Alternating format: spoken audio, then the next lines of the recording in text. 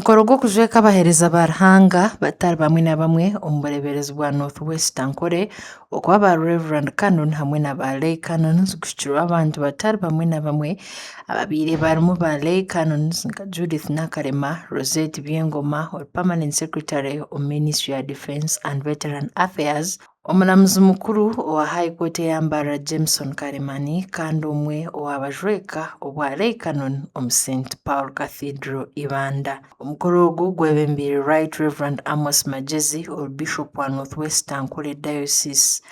omubuulizi w'izooba Reverend Nathan Bobs Mwesigye Ordin wa St James Cathedral Ruharo ashabira abantu okugira obumwe kandi batorana amagara gatahwaho. In Jesus Christ for unity obumwe kulegoma tubiba kulegoma tukakura ngiyona nuga ngiyobunyanga nanga okwana kati kurabaye nanga yakufure kuribana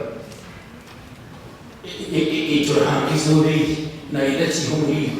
nanya kinge ekisika cyose tubabantu tugiye hamwe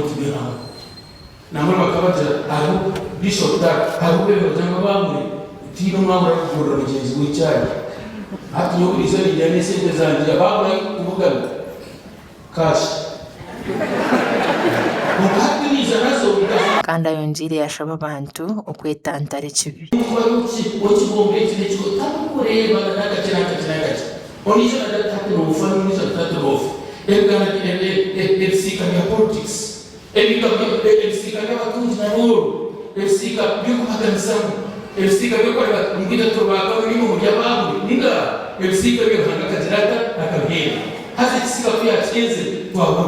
Hallelujah.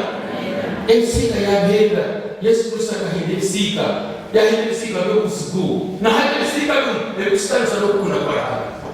osabani efsika ekustana sana obibi ekustana sana itubas omuntu kureba akakureba kumpaka kuraba mu na tadindi bamwe omuri abatori nokuba ba Reverend Canon hamwe na ba Lay Canons bashabira eminyeto okumanya Ruhanga bukirikare bwa Canoni tukijya gufaho kucubamu n'uburyo kare nabwo n'abacuru batabakira imyaka mito n'utandika kare kukunda Ruhanga kandi kukira munongo mwiciriza kujuna iratandika gukora ibyaro kusima n'ibyakunda atejo bani ibyagamano birebwa nabwo natumye kanya kajunwa cyana namushanju kuzi ko kubanze bero bina kandi umusine ya kabiri ndukuzo mu ya kashatu irizo twatujya ha cathedral twatasiya ba Lay Canons both ordained and Lay Canons in the Church of Uganda, and twatunga ba Lay Canons ordained bashatu kandi aba Lay Canon abatari ordained twatunga bana so umukoro gw'umutano munonga amakuru agagasha kwa Ruth Nisima abwatari West muri Ibanda.